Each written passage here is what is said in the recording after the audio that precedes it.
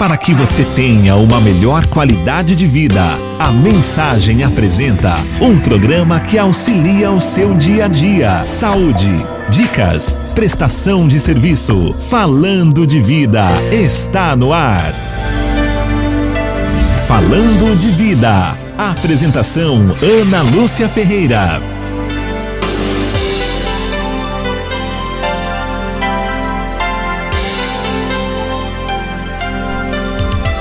Mais 15 minutos, olá, boa tarde, já estamos de volta com mais uma edição do programa Falando de Vida aqui pelas ondas da Rádio Mensagem. Hoje é quinta-feira, né, já dia 9 de julho de 2020, hoje não é feriado, nós já vivemos esse feriado, nem parece, né, mas já vivemos esse ano. O programa Falando de Vida tem a apresentação de Ana Lúcia Ferreira, a direção de Donizete Eugênio, também a supervisão geral do Padre Carlos Eduardo de Quadro. Hoje conosco na mesa de som, Antônio Márcio Buim. Boa tarde, Buim. Bom trabalho por aí. Vamos então ao tema do dia. Falando de Vida. E o tema do dia.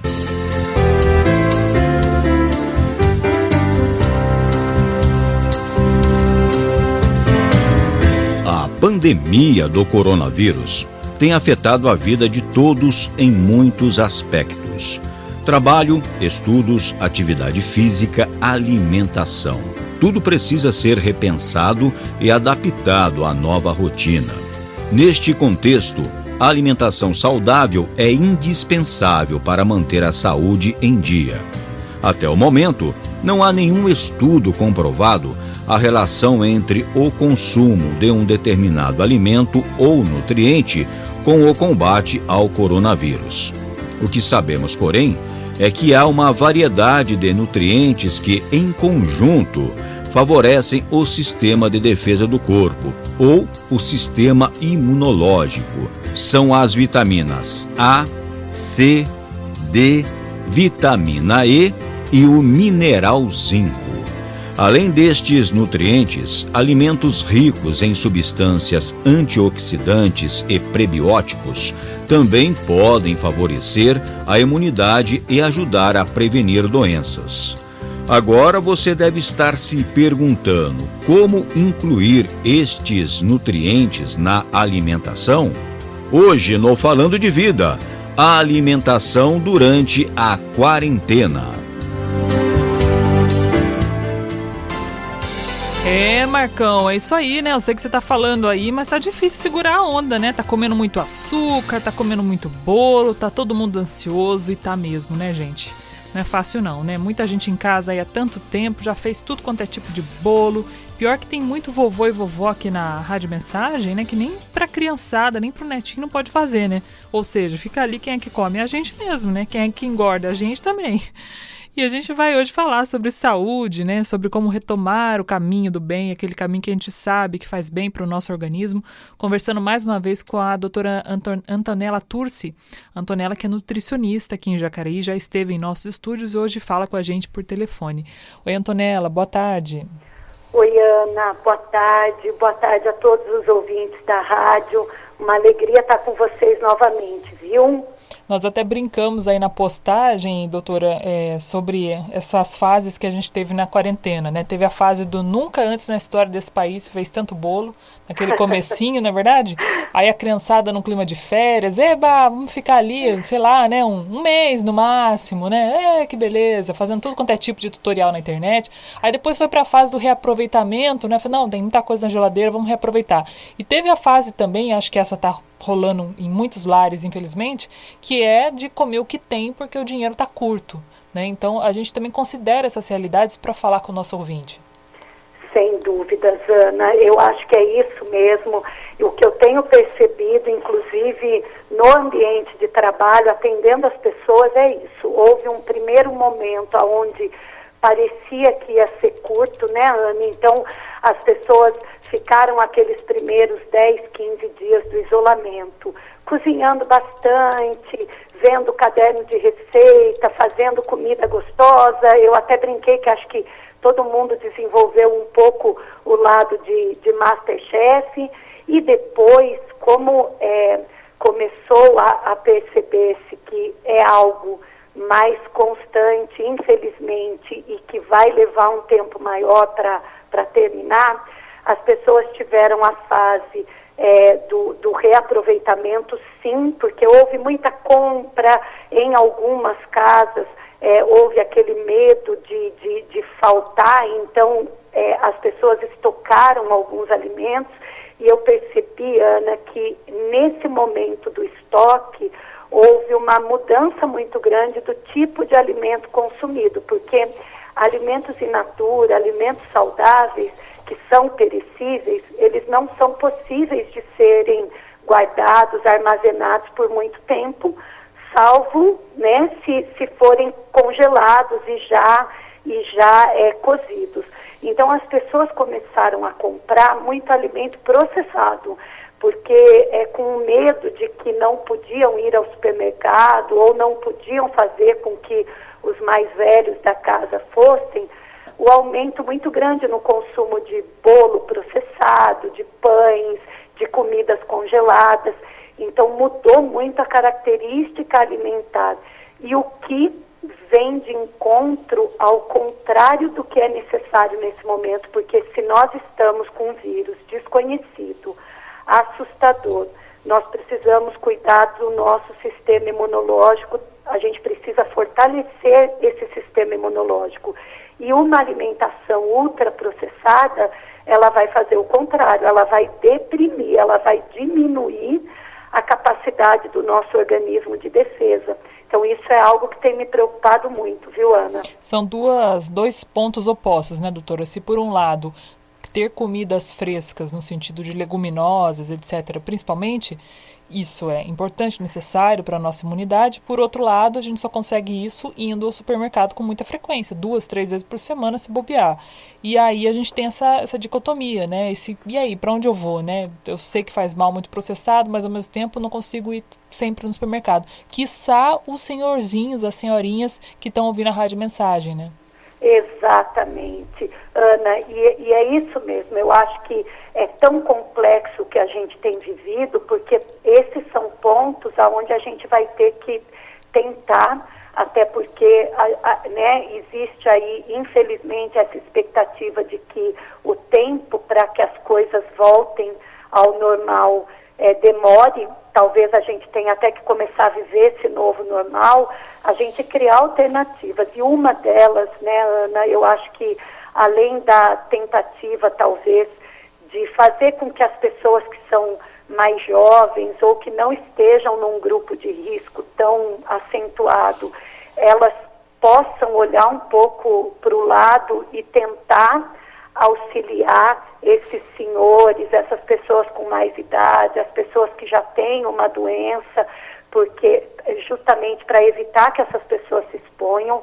E um outro ponto, Ana, a gente se voltar um pouco para as agriculturas mais familiares, para as vendas mais próximas das nossas casas, porque isso pode ser uma alternativa também mais segura e, de repente, uma oportunidade de se manter o consumo de alimentos mais frescos, né? Eu sei, doutora, que a senhora, como toda boa nutricionista, não é adepta de restrições extremas, né? Ou dietas muito restritivas. E aí eu tomei a liberdade aqui de elencar alguns pontos que eu acho que são legais para o nosso ouvinte, ao invés dele ficar nessa, posso ou não posso, ovo é bom, ovo é ruim, isso é bom, isso é ruim, ele elencar algumas coisas assim por ordem de relevância nesse período, para ele tentar pelo menos diminuir o consumo para tentar entrar numa coisa mais saudável. A primeira coisa que eu acho que é importante são os alimentos processados, que são todos aqueles que têm embalagem, que são crocantes, né, que estão há muito tempo ali na prateleira do supermercado, que tem uma validade longa. Tudo isso que é embaladinho, bonitinho, crocantinho, cheio de propaganda, é um sinal de alerta. Sem dúvidas. Ana, eu brinco que quanto maior é o prazo de validade de um alimento, com certeza menos saudável ele é para o nosso organismo. Porque se a gente imaginar que algo que vai ser ingerido, né, que precisava ser um combustível para o nosso corpo, ele dura 4 meses, 6 meses, 1 ano na prateleira de um supermercado, Você imagina a quantidade de substância, de conservante, de aditivos químicos, ou seja, de substâncias antinutricionais que vão contra o verdadeiro sentido de comer. Porque quanto mais tempo esse alimento tem na prateleira de supermercado, mais porcaria, mais aditivo químico ele possui. Então, as pessoas precisavam muito se voltar de novo, Ana, para o básico, para a comida de verdade, o que vem da terra, o que cisca, o que pasta, né? Abrir menos pacotinho e tentar descascar mais comida. Eu acho que esse precisa ser o primeiro ponto. Então, aí a gente entra já num outro campo que ainda não é esses pontos que eu estou elencando aqui. Vou dar uma pausa com a doutora falou, né? Abrir menos pacotinho, descascar mais. Gente, eu acho que a maioria dos nossos ouvintes faz isso, faz a lição de casa, né? Mas o pessoal da minha idade, um pouquinho mais jovem, um pouquinho mais velho, ainda é muito preguiçoso. Cozinhar dá trabalho. Quem cozinha sabe. Seja para fazer um purê de inhame, de batata, uma coisa simples, um purê de abóbora, você vai ter que descascar a abóbora, vai ter que amassar, ou vai ter que descascar a abóbora, congelar.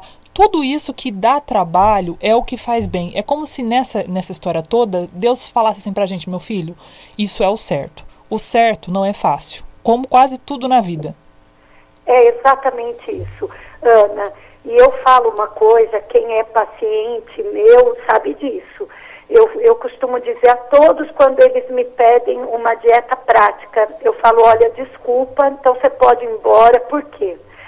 O ato de comer é um ato de sustentação à vida. Então, aquela pessoa que não tem o mínimo de tempo para preparar uma refeição, por mais simples que seja, ela está sem tempo de viver. Se o ato de comer é um ato de sustentação à vida, não tenho tempo para cozinhar, então você não está tendo tempo para viver, porque às vezes, Ana, eu entendo, claro, a correria de todos hoje os casais, né, o marido, a esposa, ambos trabalham muito, ambos chegam em casa em horários difíceis, mas eu acho assim, organização, planejamento. Então, chegou para os vegetais da feira, do supermercado, tudo que é possível já ser lavado, já guarda lavado, higienizado, uma cenoura que precise já ser ralada, ou uma beterraba. Ana, eu escuto muito assim, doutora, mas vai haver perda de nutriente. Vai haver uma pequena oxidação, sim, mas uma perda de 2 a 5% do teor de algumas vitaminas que são antioxidantes. Entre você comer algo que está 2 a 5% menos concentrado em vitamina, mas comer é melhor do que não comer, você concorda? Uhum. Então as pessoas precisam tirar um pouco esses paradigmas que existem do, olha, eu não como vegetal à noite porque eu não tenho tempo, e se eu deixar cozido, ele vai perder nutriente. Ele vai perder uma porção mínima de nutriente. Ainda é muito melhor comer do que substituir isso por um pedido de um aplicativo. Então, eu não tenho tempo para cozinhar, eu vou pedir uma esfirra um dia, um lanche no outro. Então, as pessoas, elas acabam, querendo ou não, induzidas pela correria, a ir para o mais prático. Mas elas precisam entender que se o objetivo é ter saúde, é o que você falou, Ana, vai dar um pouquinho de trabalho para se organizar. Mas como tudo na vida, há hábitos a gente treina. Então as pessoas às vezes no começo sofrem para se habituar a uma vida mais organizada, a uma cozinha mais organizada, mas depois elas se acostumam. Muito bom, muito legal. A gente está conversando hoje com a Antonella Turci. A Antonella é nutricionista. Vocês estão vendo, né, como o assunto está rendendo, que a gente está falando aí de várias coisas que são da nossa vida, né, do nosso dia a dia. Todos os dias estamos ali enfrentando algum dilema nesse sentido também. Nós vamos a um rápido intervalo. Daqui a pouquinho a gente volta. Vou voltar aqui a elencar a lista da morte. Eu falo assim, não tô com medo não, viu, gente? É a lista da morte. Isso aqui é coisa ruim que a gente tem que fugir para tentar voltar e ter uma vida mais longa e mais saudável agora mais que nunca, com esse corona aí querendo caçar a gente na rua. Vamos rápido e voltamos já já. Estamos apresentando Falando de Vida. Programação de qualidade é aqui. Mensagem. Esta é a melhor sintonia. Continue com a gente. Mensagem.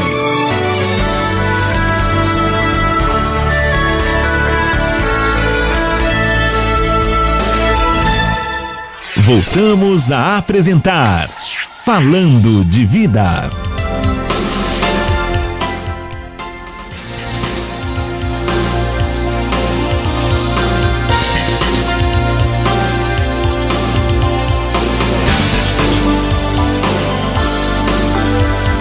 Meio-dia mais 34 minutos, de volta com o programa Falando de Vida, hoje conversando com a doutora Antonella Turci. Antonella, que já está lá nas nossas redes sociais. Se você quiser o contato da Antonella, é só ir lá na página da Rádio Mensagem, @Rádio Mensagem no Instagram e também no nosso Facebook. Você acha a Antonella de qualquer maneira. Se você já está gostando dela aqui no Falando de Vida, vai gostar muito mais de ver o rostinho dela. Até os nossos ouvintes comentaram lá, viu, doutora? Que linda, doutora. Eu falei, é linda mesmo, muito linda.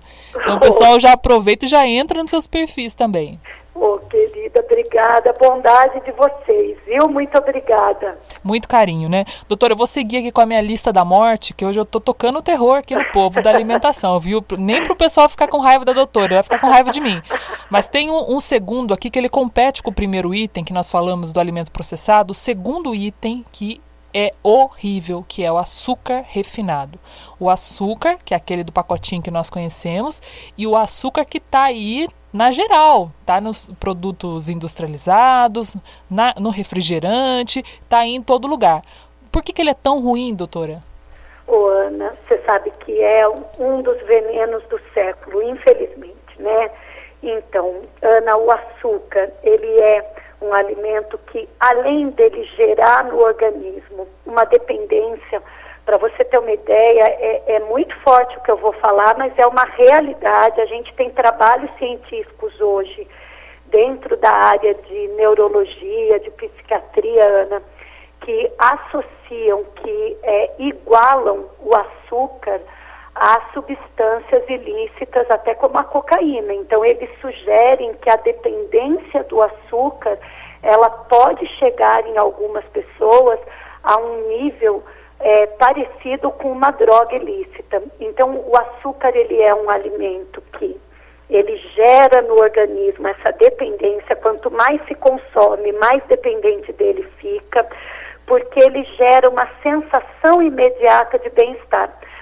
Só que o açúcar, além do refinado, ele ter todos os problemas, Ana, de ser um alimento extremamente exposto à substância química. Porque se a gente lembrar da cana-de-açúcar, da rapadura, do açúcar mascavo, a gente tem um alimento derivado da cana, mais bruto, com menos substâncias químicas. Quando você olha para aquele açúcar branquinho, e tem gente ainda, né, que prefere o açúcar cada vez mais branquinho, mais fininho. Quanto mais branco, quanto mais fino, mais substâncias químicas e enxofradas ele tem para chegar naquela cor.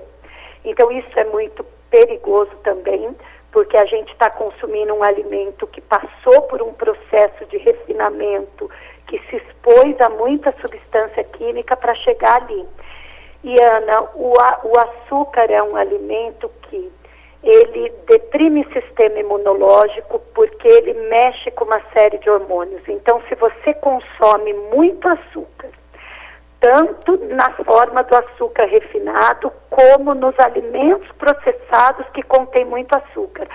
Talvez as pessoas não saibam, mas até aquele molho de tomate processado na latinha, pode ler o rótulo, a maioria deles tem açúcar, até porque o açúcar em alguns alimentos, ele funciona como um estabilizante.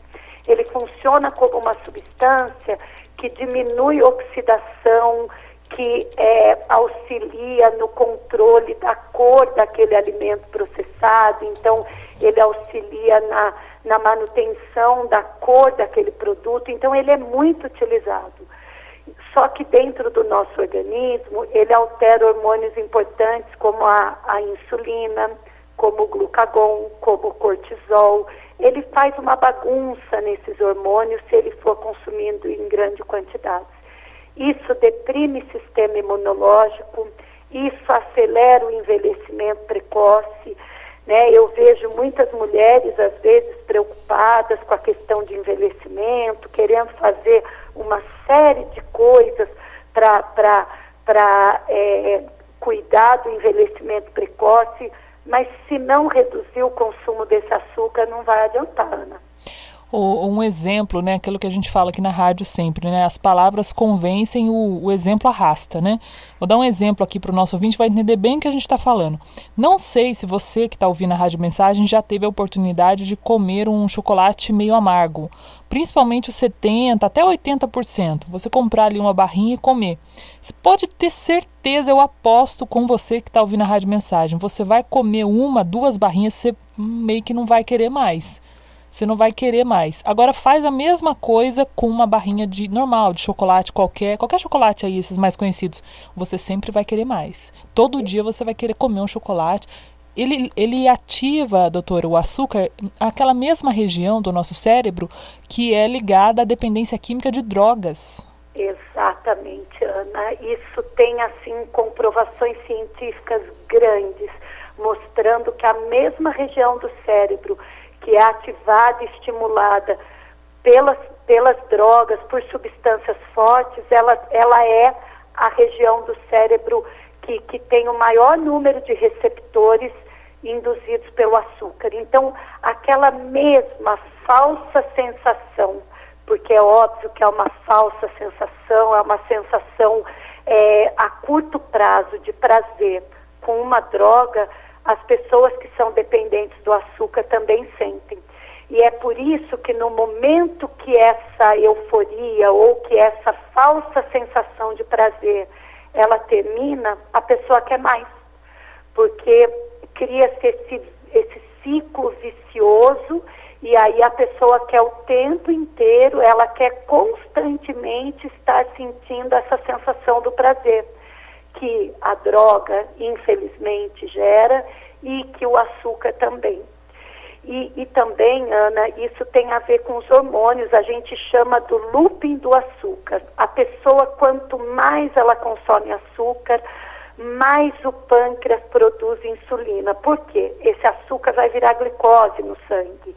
E o pâncreas precisa produzir insulina, que é o hormônio que controla a glicose.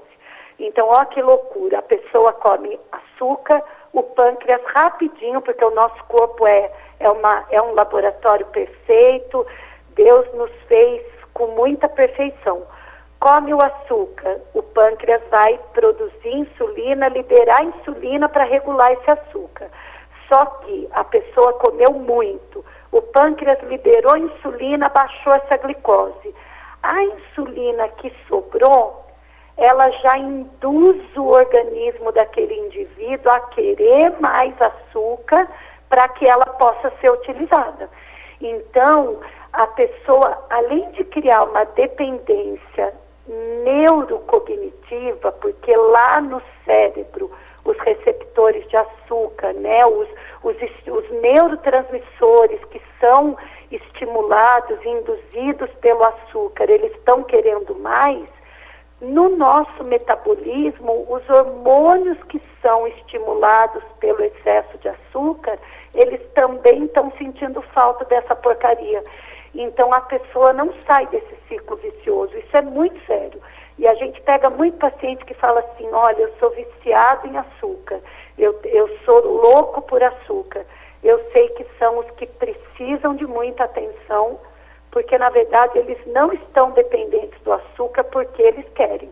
Eles estão diante de uma necessidade fisiológica, de um vício fisiológico, mas que precisa ser tratado, Ana, e tem como tratar. Muito legal, né? A gente ouve aí a fala da doutora e entende melhor quando alguém fala a questão do refrigerante, né? Eu sou viciado em refrigerante. É esse looping do açúcar que a doutora tá falando, porque o refrigerante, ele é muito inofensivo e ele tá muito ligado à nossa memória emocional de festas, quando a gente era criança.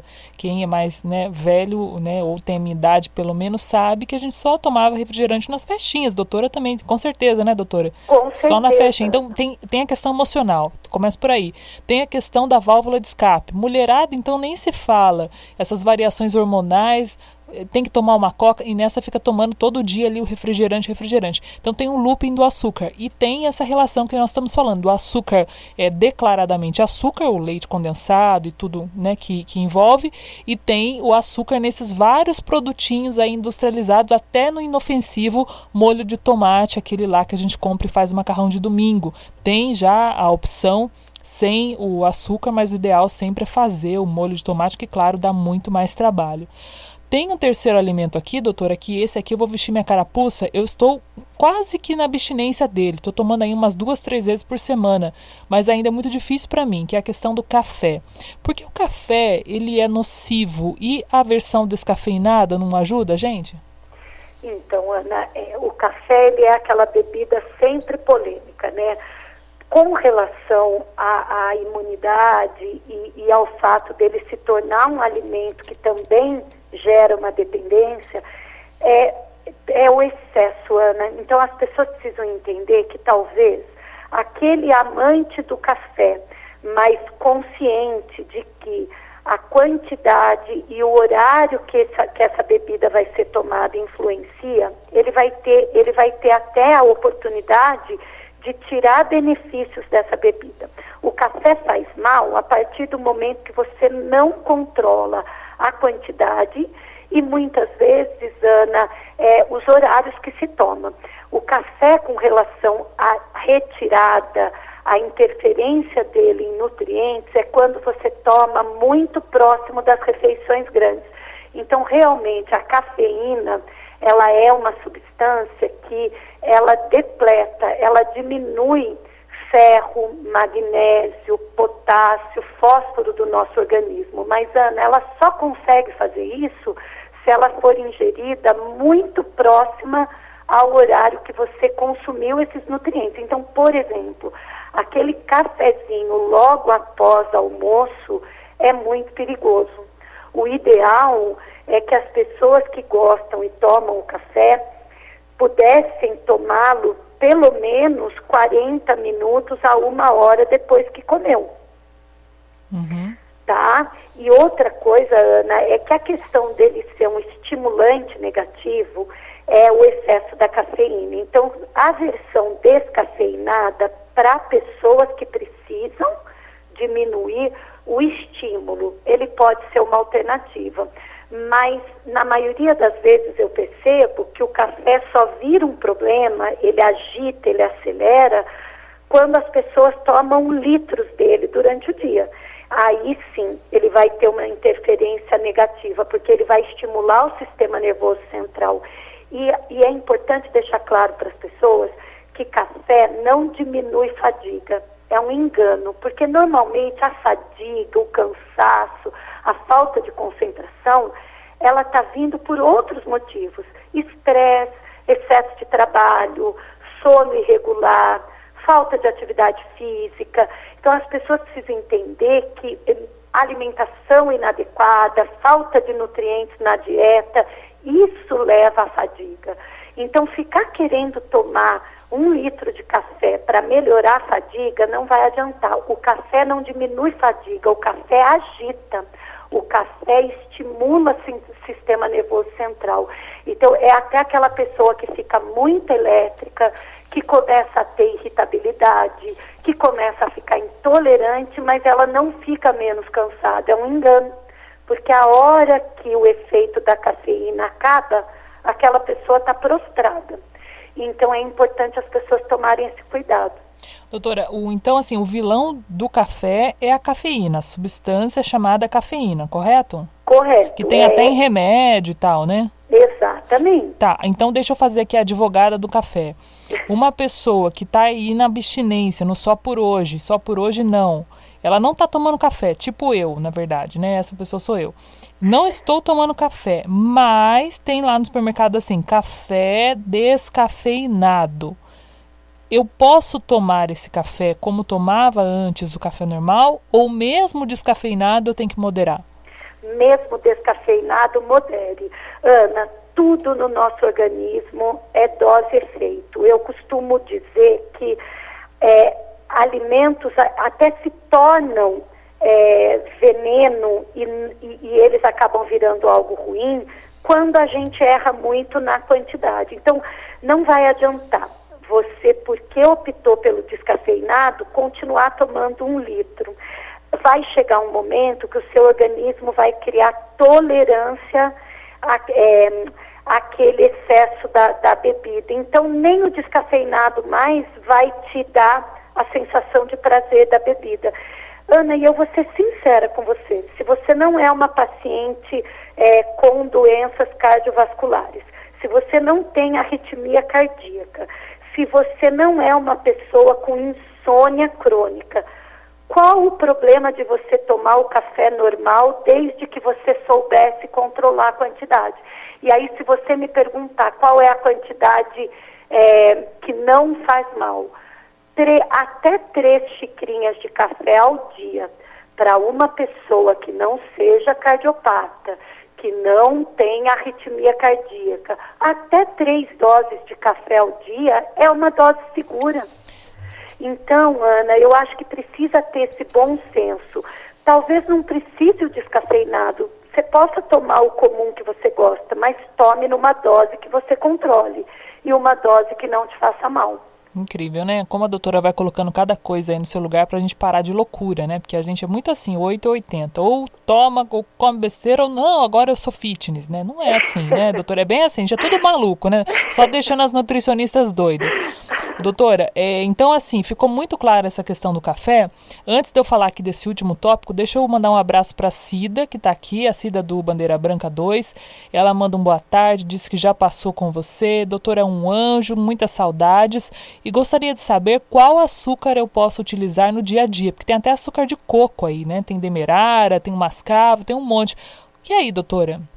Então, Ana, eu sempre, quem pode e quem se adapta ao gostinho do açúcar de coco, ele é melhor do que qualquer versão do açúcar de cana-de-açúcar. Por quê? Porque o açúcar de coco, ele é feito 100% da seiva do coco. A seiva do coco é uma substância presente na folha do coqueiro. Então, Ana, ele é um produto que ele tem uma carga glicêmica, ele vira glicose no nosso organismo de forma muito mais lenta do que o açúcar de cana-de-açúcar.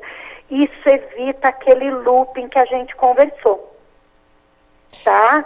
Então, ele é uma substância muito mais natural, ele não passa pelo processo de refinamento, e a gente está falando de uma fruta, né, em tese, com muito menos capacidade de virar glicose do que a cana-de-açúcar. Agora, quando a pessoa não se adapta ao açúcar de coco, porque ele tem aquele gosto do coco. Se ele é um produto do coqueiro, da mesma planta do coco, ele tem o gosto do coco. Tem muita gente que não gosta do coco e não consegue. Aí, claro, a versão menos pior do açúcar de cana-de-açúcar é o mais bruto possível. Então, ou vai para o mascavo mesmo, escuro, com gosto de rapadura, ou vai para o demerara orgânico. A régua para medir aqui o açúcar é: quanto menos processado, melhor. Quanto mais in natura, melhor. Então, a gente está falando do mascavo, gosto de rapadura, porque é menos processado. Então, ele é o número 1 dos açúcares. Porém, contudo, todavia, é açúcar. Né, doutora? Exatamente. Não esqueça que é açúcar do mesmo jeito. Ele só é menos pior, mas é açúcar. Exatamente isso, Ana. E experimentem o de coco, porque o de coco é uma opção que está chegando no mercado, mas a nível de saúde, de diminuição de processos inflamatórios e de dependência de paladar, ele é muito melhor do que o de cana-de-açúcar. A pergunta aqui da nossa ouvinte, espetacular, como sempre, pergunta o seguinte: doutora, tá bom, açúcar de mascavo, né, o mais puro possível, ou adoçante líquido ou xilitol? Qual que é melhor ou menos pior? Então, tudo vai depender de quem está usando, né, Ana? Por exemplo, os adoçantes sintéticos, artificiais, já é sabido que eles são tão perigosos e tão contraindicados quanto o açúcar refinado, ok. Mas, Ana, quando a gente fala de xilitol, talmatina e estévia 100%, estamos falando dos únicos adoçantes no mercado que são produzidos a partir de substâncias naturais. Mas aí vem uma questão. A minha intenção sempre é que as pessoas tentassem comer ou beber as coisas de forma mais natural possível. Uhum. Aprender a tomar um café sem adoçar com nada. Uhum. Aprender a tomar o suco natural sem adoçar. E se for fazer uma preparação culinária, aí vem a questão. Se for um paciente diabético, se for um paciente oncológico, aonde esses picos de glicose precisam ser controlados, a minha indicação é que use o xilitol. Uhum. Se não for uma pessoa que tenha esse tipo de indicação, em preparações culinárias, use o açúcar de coco. Uhum. Ana, é muito fácil, quer dizer, qualquer receita que vá açúcar, substitui pelo de coco na mesma proporção. E vai fazendo as crianças dessa família, os idosos dessa família, se acostumarem com esse sabor. Muito bom. O nosso programa hoje, minha gente, era para dar essa orientação da alimentação saudável no meio da pandemia. Mais do que ficar dando receita, fórmula, etc, o que a gente faz? A gente vai por eliminação. Então a gente já falou aqui que não é bom você comer muito alimento processado, açúcar, café, e tem um último aqui da minha lista da morte, doutora, que é a bebida alcoólica. Até estava brincando com um amigo aí outro dia, e a gente lembrava que quando a gente era criança, a criançada experimentava, né, bebida alcoólica em festinha, né? O pai dava ali um chorinho, né? Era uma coisa comum esse tipo de coisa, né? E a criançada fazia careta, né? Ah, que coisa horrorosa. Lembra disso? Era uma coisa horrorosa. Mas por quê? Hoje, como o nosso paladar muda, como a gente cresce, a cerveja, né, o vinho não é tão ruim mais para um adulto, né? E aí vem também o perigo de consumir esses alimentos. A cerveja todo mundo sabe que é pão líquido, né? Traduzindo em miúdos. Mas o vinho também e outras bebidas destiladas, queria que a senhora falasse um pouquinho também do risco de aumentar esse consumo num período como a quarentena, que é quando as pessoas estão em casa, muitas vezes sem fazer nada e até deprimidas, né? Exatamente, Ana, é ótimo, até porque é isso mesmo, as pessoas usam a bebida alcoólica, como todos os outros alimentos que a gente citou, como uma válvula de escape, né? Então eu estou ansiosa, eu estou deprimida, com medo do que vem pela frente, vou beber. E surgem essas questões, mas o vinho faz bem. Ana, quando a gente pensa que a gente está enfrentando um vírus desconhecido, aonde o nosso sistema imunológico ele tem que ser estimulado, o álcool, a gente tem que lembrar que ele é uma substância química e um detalhe importante, o álcool é um subproduto da cana-de-açúcar. Então a gente não pode esquecer, Ana, que o álcool vai virar dentro do nosso organismo glicose também. E se o açúcar, ele gera todos esses problemas, inclusive para o sistema imunológico, porque inibe a absorção de nutrientes, interfere, o álcool mais ainda. Tanto a nível de caloria, Ana, 1 grama de álcool tem 4 calorias.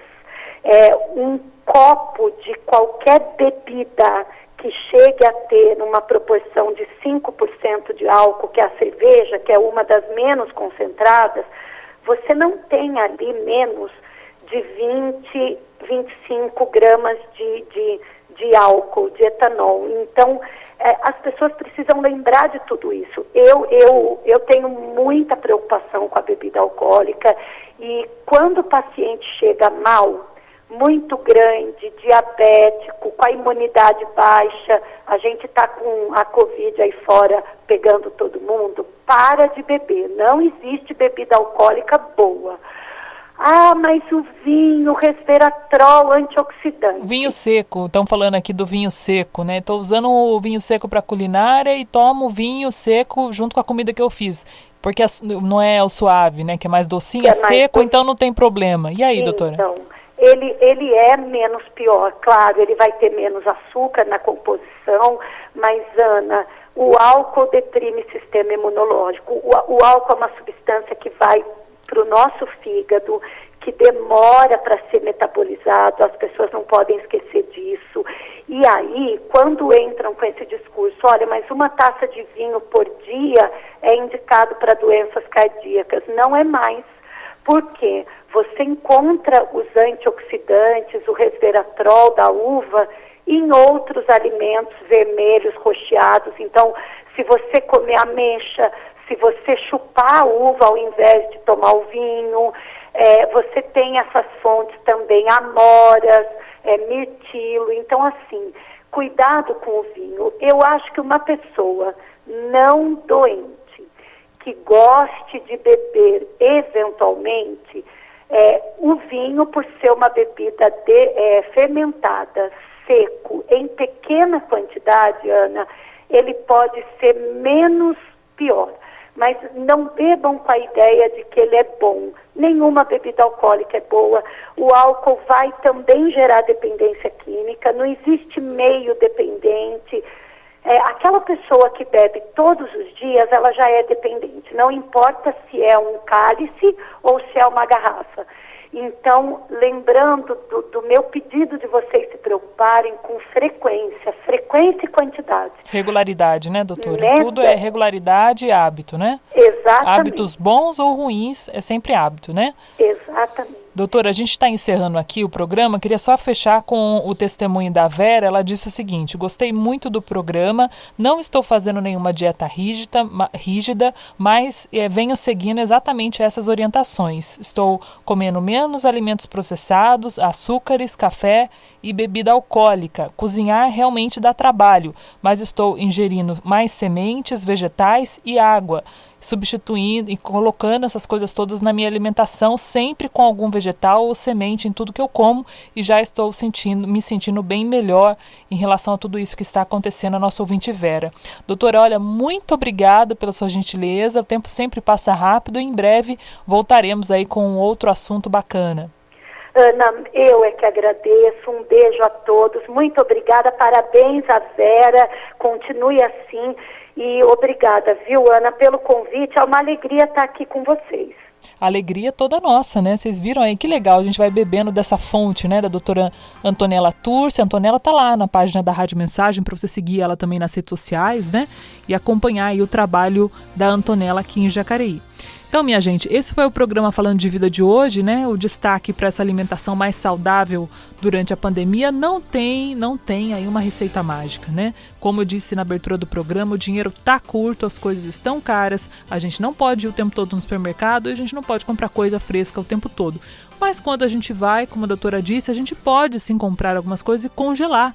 Vamos descascar aí o inhame, vamos comprar uma couve-flor, vamos congelar, vamos comprar um saquinho ali que custa 5, 6 reais, botar tudo isso lá congelado, vamos fazer mais sopa nessa época de frio também. Essas receitas fitness que nós temos aí aos montes na internet, é tudo receita que dá trabalho. Tem que fazer a receita, tem que botar a mão na massa, mas você que vai ganhar com tudo isso, você e sua família. Então, não seja preguiçoso, arregace suas mangas, vamos para cima, para frente, porque quando tudo isso passar, a gente vai ter que estar, com a cabeça em pé e o sistema imunológico lá em cima.